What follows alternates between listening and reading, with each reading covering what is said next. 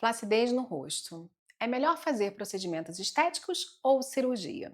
A verdade é que não existe uma resposta única, porque tudo depende do grau da flacidez, da qualidade da pele, da estrutura do rosto e principalmente do que exatamente envelheceu naquela face. Eu sou a doutora Fabiana Vanicki, médica dermatologista, e hoje eu quero te explicar como eu analiso um rosto com flacidez quando os procedimentos conseguem trazer resultados muito bons, quando a cirurgia começa a ser necessária e quais estratégias existem hoje dentro da dermatologia estética para tratar sustentação, firmeza e qualidade da pele sem precisar operar.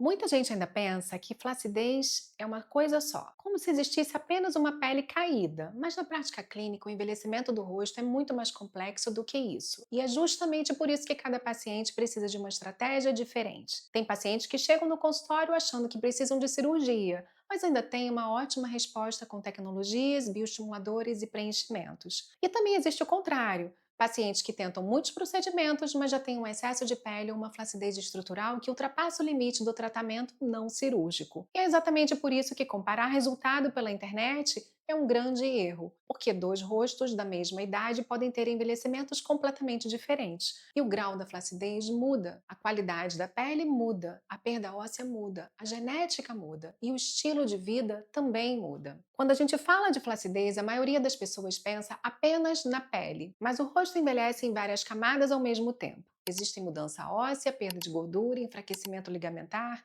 redução de colágeno e alteração muscular. Com o tempo, o osso perde sustentação, a gordura facial muda de posição, alguns compartimentos diminuem, outros descem, os ligamentos ficam mais frouxos e a pele começa a perder firmeza, ou seja, não é só pele sobrando. Isso muda completamente a forma de tratar, porque dependendo do que mais envelheceu naquele rosto, a estratégia muda. Tem pacientes que o principal problema é a perda de sustentação, outras têm muita piora de textura. Outras têm excesso de pele. Além disso, existe um detalhe muito importante: a velocidade do envelhecimento. Algumas fases aceleram muito esse processo. Menopausa, emagrecimento rápido, perda de massa muscular, estresse crônico, exposição solar excessiva, tabagismo, tudo isso impacta diretamente na firmeza da pele. Por isso, no consultório, a análise nunca é feita olhando só para uma linha ou para uma região isolada. Eu olho o rosto como um todo: sustentação, movimento, qualidade de pele, proporção, estrutura óssea,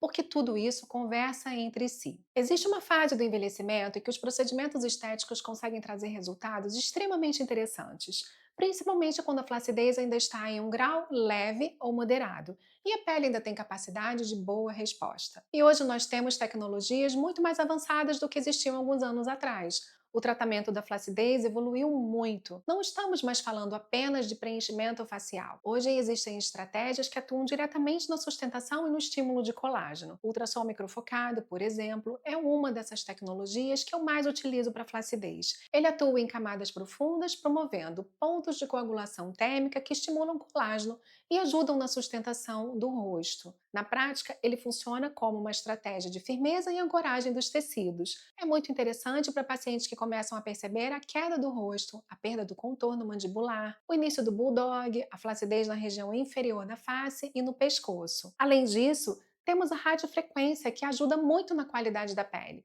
Eles atuam promovendo um aquecimento controlado, estimulando a remodelação de colágeno, melhorando a textura, a firmeza, a espessura da pele ao longo do tempo. Os bioestimuladores de colágeno injetáveis também mudaram muito a forma como tratamos o envelhecimento hoje em dia, porque eles não funcionam simplesmente adicionando volume. O objetivo principal é estimular o próprio organismo a produzir um colágeno novo. E isso faz muita diferença em pacientes com flacidez inicial ou moderada, principalmente quando existe afinamento da pele, perda de firmeza, redução da sustentação facial. Eles ajudam a reconstruir a qualidade da pele de dentro para fora. E dependendo do caso, eu associo diferentes estratégias. Às vezes, ultrassom microfocado para sustentação profunda, bioestimulador para firmeza e espessura da pele, tecnologias complementares para textura, poros, vício e qualidade superficial. Hoje também existem protocolos combinados muito interessantes, justamente porque o envelhecimento é multifatorial.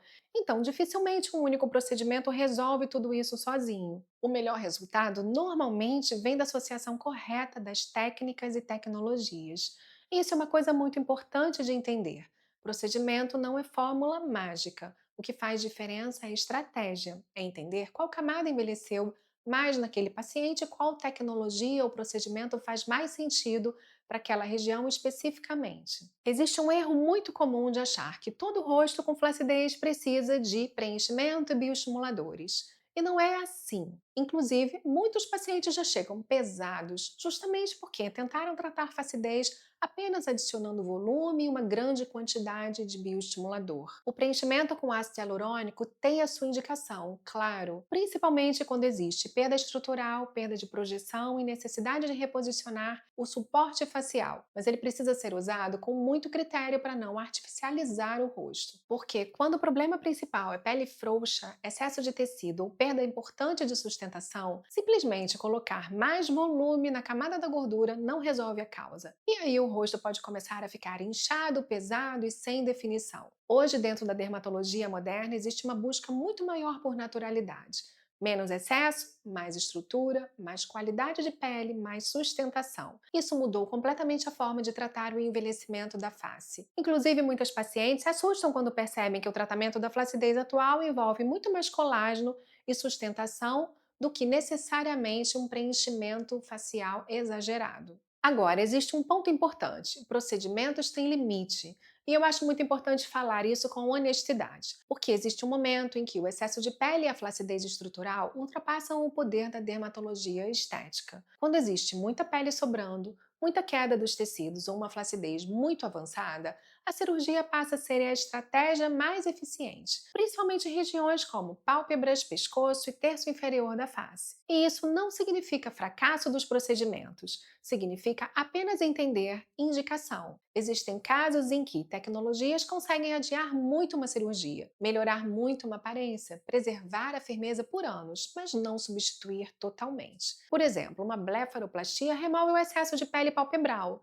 Nenhuma tecnologia consegue retirar a pele da mesma forma que uma cirurgia faz. Ela melhora a qualidade, a firmeza, estímulo de colágeno, mas existe um limite estrutural. Então, o mais importante é alinhar a expectativa, entender até onde procedimentos conseguem ir e em qual momento a cirurgia começa a entregar um resultado mais adequado para aquele grau de envelhecimento. Na prática, o que eu mais vejo são pacientes chegando tarde, pessoas que passaram anos tentando resolver flacidez avançada apenas com cremes ou procedimentos muito superficiais, enquanto o envelhecimento continuava acontecendo. E também vejo o contrário, pacientes muito jovens buscando cirurgias quando ainda teriam uma resposta excelente com tratamentos menos invasivos. Por isso, a avaliação individual faz tanta diferença, porque não existe idade certa para a cirurgia. Não existe idade certa para um ultrassom microfocado, não existe idade certa para um protocolo universal. Existe rosto, anatomia, grau de flacidez, objetivo e expectativa. E uma coisa que eu sempre observo muito é o estilo de vida,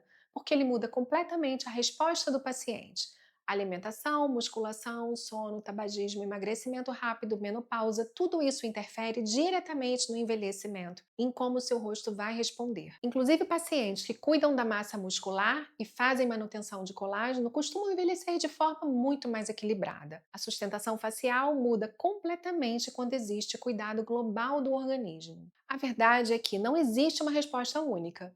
Existe o que faz sentido para o seu rosto naquele momento. E muitas vezes a melhor estratégia nem é escolher entre um ou outro, mas entender quando cada um entra. Tem pacientes que conseguem envelhecer muito bem apenas com tecnologias, bioestimuladores, preenchimento, manutenção adequada ao longo dos anos. E existem pacientes que chegam em um momento em que a cirurgia realmente entrega um resultado muito superior. O mais importante é não cair em extremos, nem achar que o procedimento resolve tudo, nem achar que a cirurgia resolve tudo e funciona. Hoje existe um espaço enorme entre essas duas coisas, com tecnologias extremamente interessantes dentro da dermatologia estética. E talvez essa seja a maior mudança da estética atual. Envelhecer deixou de ser sobre exagero. Hoje, a ideia é preservar a estrutura, manter a qualidade da pele, sustentar colágeno e envelhecer de forma mais estratégica e mais natural. Se você gostou desse vídeo, deixe seu like, se inscreve aqui no meu canal e me conta aqui nos comentários: